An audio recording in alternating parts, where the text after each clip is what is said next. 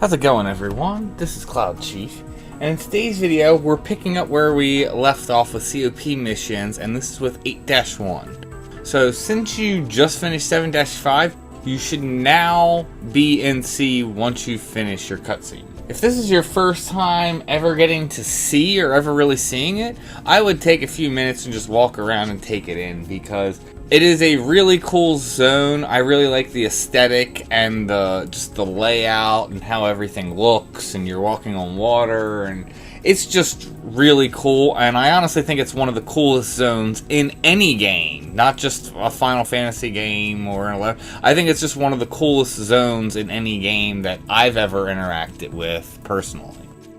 Also, for anyone who might not be aware, when you're walking outside C, there's actually a new type of aggro that you've never really encountered before, and this is where stuff will aggro you from above and below. So when you're walking on the water, if you see kind of like a stingray shark under the water, don't walk over top of him or he's going to end up aggroing you. Likewise, there are these giant UFO type mobs, hence why most of the time they're called UFOs.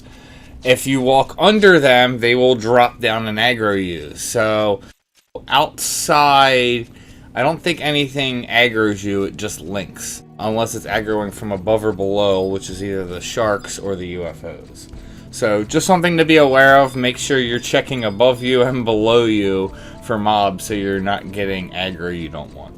So whenever you're done taking in the scenery and you're ready to proceed with the missions, you want to go ahead and make your way to H11 and click on the crystalline field. This will give you a cutscene. At this point, you need to make it to 3 towers that are around the zone, and you can find one at D10, H13, and L10. Once you go to each of these towers, there should be something that says a rubious crystal. You need to examine it, and then this will spawn 3 Aern NMs.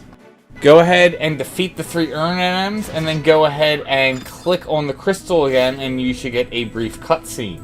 Do that at all 3 temples, and then make your way back to the crystalline field at H11, and this will allow you to enter the Grand Palace.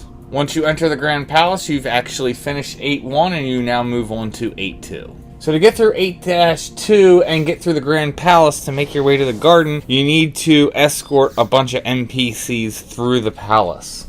Just be aware, if for some reason you disconnect and you lose track of the escorting NPC, or if you happen to die and don't have re-raise, you actually have to start the whole escort path over again, because the NPCs are the only thing that are going to open certain doors that are going to allow you to proceed through.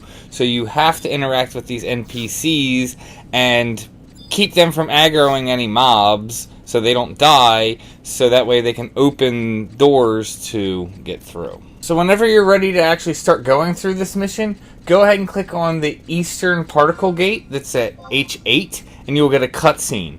Once the cutscene's done, just click on the gate again, and you will go ahead and zone in. The 2 main threats to you and the NPCs you need to escort are going to be these pots that spin around, and they have a big eye and small eye that you'll kind of see as they're spinning around.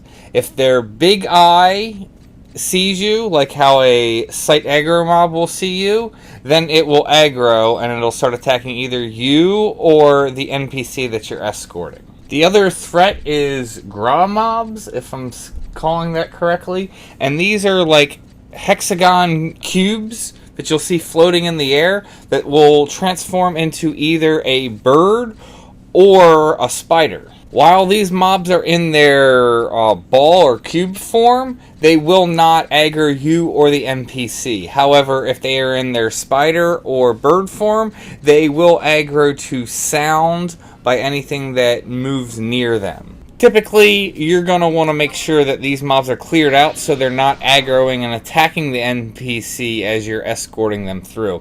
If they happen to kill the NPC, just backtrack to where you spawned the NPC and you should be able to spawn another one. So don't worry too much and think you have to restart the whole thing if one dies. You can always just backtrack to where the last one is, and you should be able to open up any doors going backwards that the NPC might have opened, but you can't open them going forward.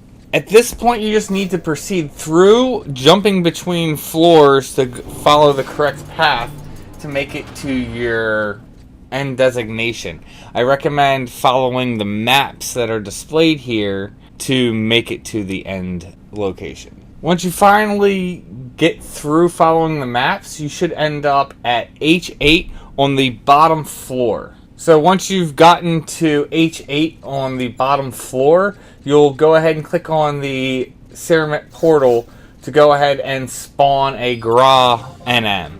This NM can turn between the ball, the bird, the spider, and an additional form, which is a Hume, which typically shield blocks. Go ahead and just defeat the NM.